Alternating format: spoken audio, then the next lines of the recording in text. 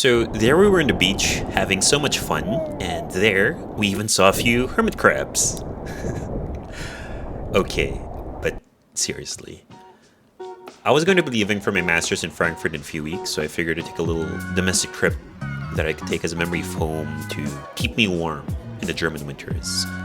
And for that job, I chose San Fernando, La Union, a surf town in the North Luzon region of the Philippines with a vibrant sense of community and sense of living the good life. What wasn't so good was our call to get there by bus. We booked 2 bus rides through Klook, taking us from Metro Manila to LU and back. The seats were pretty good, okay legroom, some USB sockets for charging, and overall, they were fairly clean. But what a long ride that was. Manila to La Union should normally take around 4 hours. On the bus, we spent 9. 9 hours on a bus from 8 a.m. to 5 p.m. with all the stops along the way in provincial bus terminals and at one point a detour with some power lines that had fallen. That 9 hours felt like a lifetime. 8 to 5, it was the equivalent of a dead-end job but in vehicular form. But at the end of that ride, it was worth it. We booked a room at the San Juan Surf Resort, and if you're going to have one takeaway from this video, it's that if you're going to give LU a visit, room number 8 at San Juan Surf Resort is the room you absolutely have to book. Look at that view. That's the view right out of the balcony. You're not just by the beach, you're on the beach, with every surf school, beach bar, and vegan fruit bowl restaurant you could possibly want right on your porch.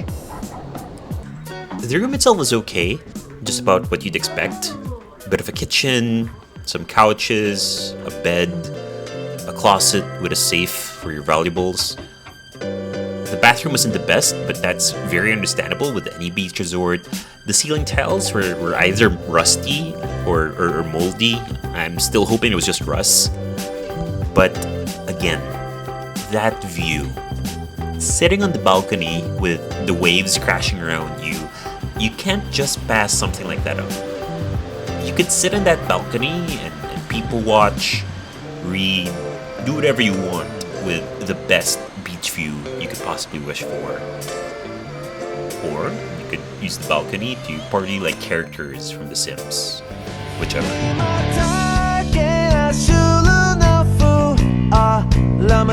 Our first night, we took a nice long walk on the beach for dinner at Capsat, one of the most highly recommended restaurants here in La Union. We could have taken a walk on the sidewalk down through the highway, but we wanted to be adventurous, so we walked through the coast and found a small stream in between us and the restaurant. So we forded it the same way Caesar crossed the Rubicon.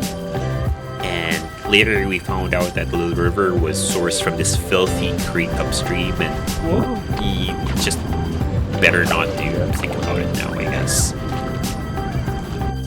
Capsat didn't have much seafood, nor did most of the other restaurants in LU. The waves here were huge after all, so it made sense that there wouldn't be as much fish, I suppose, so we ordered ourselves some Wagyu sisig. Whether or not the dish was Wagyu beef would be entirely debatable, but it tasted great all the same. The weather the next morning was like a little blessing from God.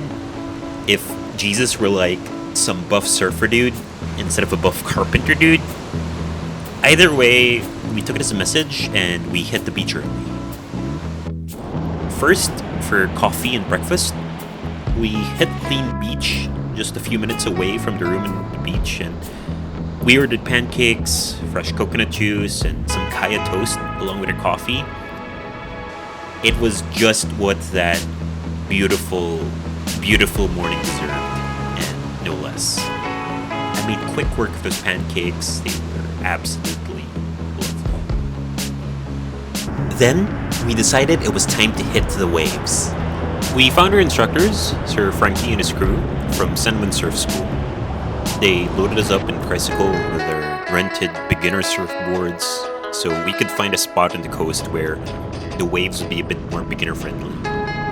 It was a 7-minute trike ride and then a small walk up the beach so that we could find the right spot to start.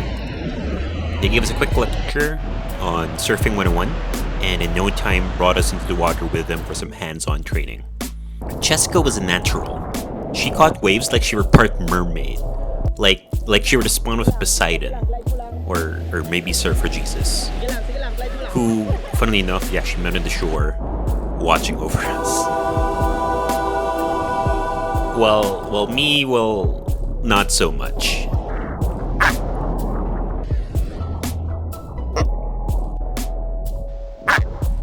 But all in all, we both had a lot of fun. That spot on the beach was essentially private, apart from Surfer Jesus, though we did share it with some hermit crabs. After that, we loaded back up to head back to the resort. Surfing out in the sun for a few hours left us with some crazy sunburns, which only meant one thing. And with that over with, the search was on for lunch. For those in the search for a bathroom, we found this wonderfully accessible sign, complete with Braille. But after that, we walked down the length of the highway looking for Sabong fried chicken and El Yun coffee, only to find out they were both closed. Fair enough.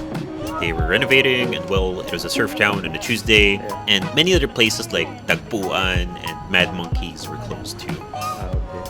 We salvaged the walk by ordering some shakes, while Beach Buddha fanned himself.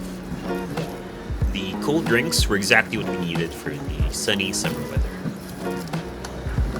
At this point, for lunch, we were desperate, and so we made our way to Seabuds, a vegan fruit bowl place right next to our resort room.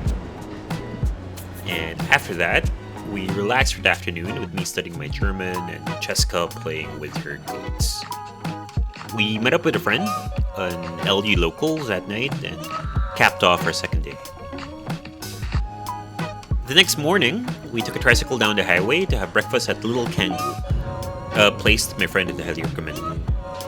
The coffees we ordered, an Americano and a latte with something called nitro foam, were excellent, absolutely excellent. Something about the foam both tasted and felt so right, and it matched the beach view that we had right from our tables. The food was great too. I ordered some fried salted egg chicken and vegetables, and Cheska loved her beef noodle bowl. But now, our trip was winding down. We hit the 7-Eleven to prepare ourselves for the long bus ride back to Metro Manila. We got our snacks, our water, and some custard buns, hoping that they'd help make the bus ride bearable. We found ourselves back at the San Fernando bus terminal, and this time we couldn't wait in the bus. So we had to wait for an hour in the terminal, and then another hour in the bus once it arrived. And then by the time we had left, it was 2 hours past the time the bus said it would depart online on the website. Go figure.